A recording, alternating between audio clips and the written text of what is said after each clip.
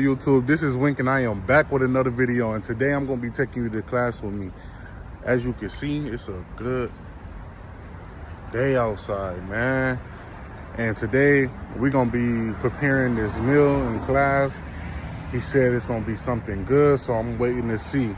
But I'm hoping to give y'all as much content as I can while I'm in here. I need y'all to like, comment, and subscribe, and tap in, you feel me?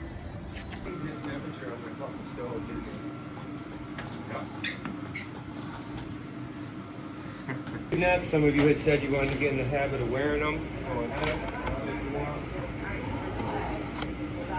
Just as long as we understand, when you get into the workplace, you're going to have to wear them. Where they on such effect? Green bin over here. Green bin over here. Here we go. Green bin.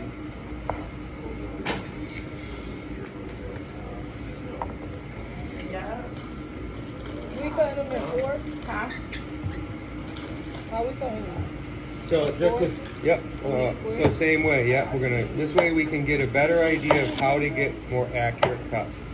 Yep. We're gonna get them off so that we can then look down on top of it. I can now see where my cuts are gonna be: medium, medium, small, small, small, small. Right? Maybe large, large. So we'll go ahead and we'll get a few large. And try to get them square. Okay, as best you can. We'll get some piles of that, some nice larges. Okay? And then take this one and cut it into maybe three. I'll get mediums. Okay? But try to give it so that you can get that visual effect of understanding where to put that knife. So when we start doing this without squaring them off, we have an idea of how to get through that problem, right? And make use of it. But usually you're going to peel these potatoes anyway, so there's going to be a little bit of loss. Pinch and wrap. Pinch and wrap. Good.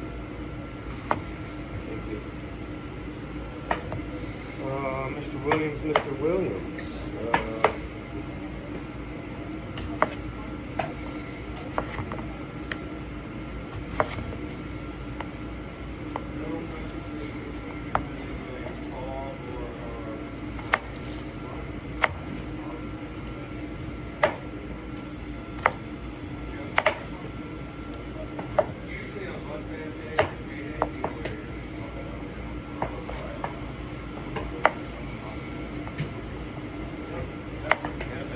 Opportunity to give out the point.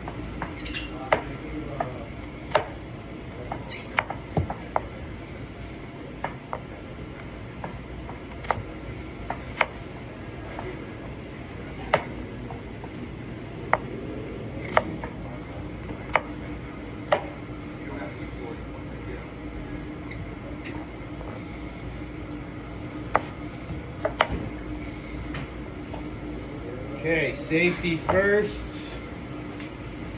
Claw. Fingertips if you're uncomfortable. Have Kevlar gloves. Next, tomorrow we're going to start cutting blindfolded. That way I know you have good sensation on your hand and mind control. Yeah, alright. No, good. I'm glad you didn't fucking buy that. Because I was figuring one of you was going to be like, what? Here, now stop for a second. Is that flat on the board? Oh yeah, you did. You had a flat side. Okay.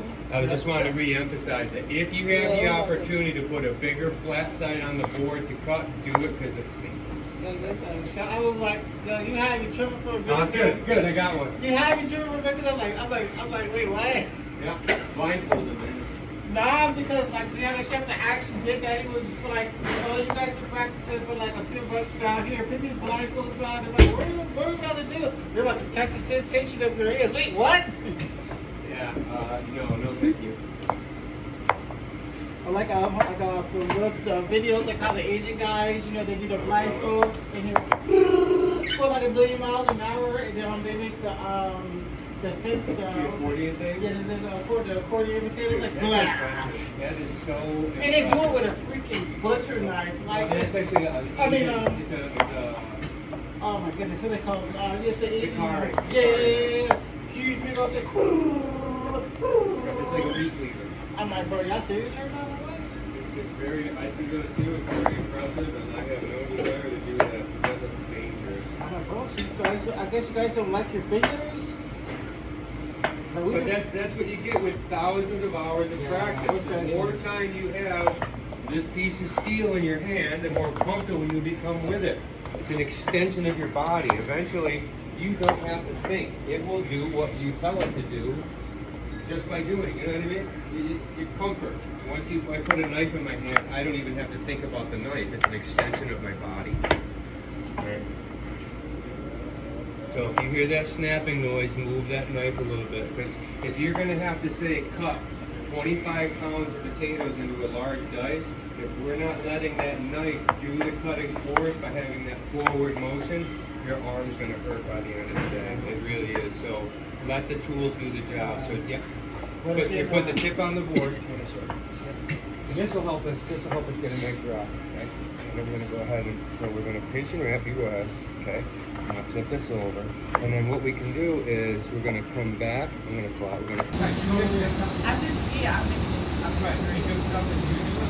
We can work on our next task. Okay. We're going to start dicing up some onion. As we can see on here, we each need a quarter cup of white onion. That's not much. That's about a quarter of an onion. Now, you can keep doing what you're doing and just give me an ear. A lot of times on the recipe, it may say a half of an onion or 1 onion.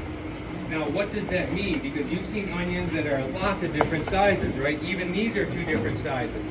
You've seen onions that are probably the size of a fucking softball. Now, when a recipe says 1 carrot or 1 potato, in your mind, visualize an onion or a potato. How big is it? What is the average size of that thing?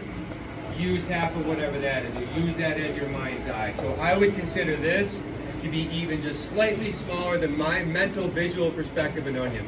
You say onion, it's a little bit bigger than this, right? Potato, I think of a baked potato, right? About that size. So use your mind's eye, I call it, to visualize. If you see a recipe that doesn't have a measurement, it just says, you know, 3 cloves of garlic. Well, some cloves are the size of my pinky, some are, no. What's the average size of a clove? And if you have 2 big ones, use 2 big ones instead of 3, or 5 small ones instead of...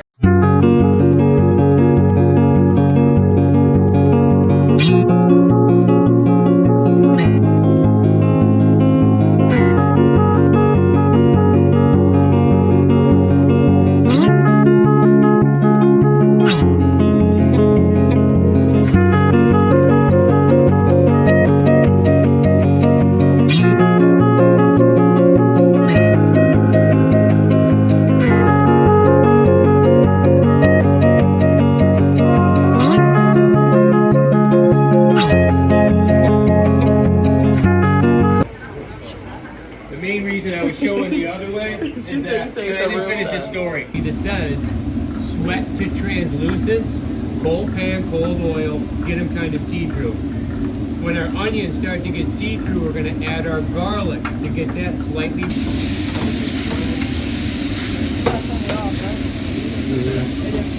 Because the pan already hot, you don't want to listen to get cold. Here's a dry towel to grab a hold of your stuff. Fluff that up. Taste it. Alright? Like I said, you guys will be leaving at 2 o'clock.